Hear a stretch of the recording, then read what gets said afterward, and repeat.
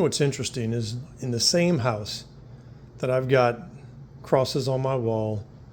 Why do we wear a cross on the wall? Not because we think it's a cool looking art, because we follow the ways of our Savior, Jesus Christ.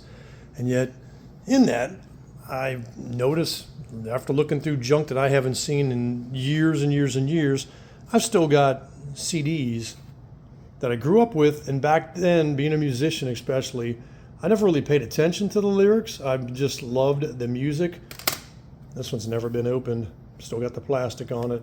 But this is junk. I mean, I'm sorry, but look at the language that's in it.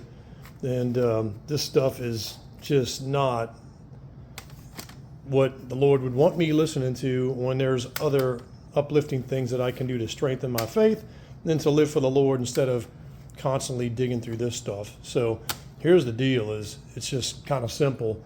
This stuff needs to get chucked in the trash, and that's where it's going right now.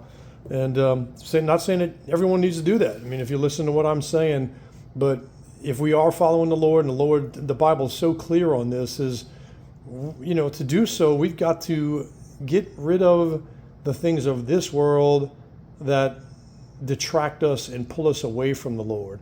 I can't say honestly that when I sat there and listened to all this junk, years ago, that I liked it back then. And I was a Christian back then. But now that I'm starting to learn more and more and starting to try to not just have that spiritual milk and think like a child, but to think like a man of God, it's time that this junk's got to go. The same thing with your movies. You ought to look at what you've got.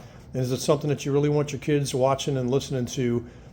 You make that decision, but the decisions are written for us in the Bible. Love you guys.